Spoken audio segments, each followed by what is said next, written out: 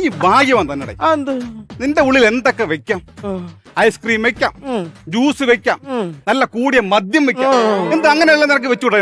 ഇതൊക്കെ വയ്ക്കും. T V കാണുന്ന പരസ്യത്തിലെ ഫ്രിഡ്ജില് എന്നെ ഒന്ന് തുറന്നു നോക്ക്.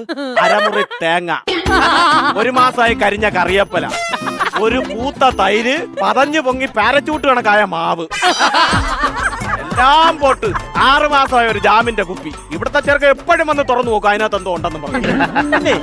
നിനക്ക് അറിഞ്ഞാത്തൊരു കാര്യം ഞാൻ പറയട്ടെ. എന്താ? ഈ വീട്ടിൽ ഏറ്റവും കൂടുതൽ സ്ഥലമുള്ളത് എന്റെ തലയിലാണ്.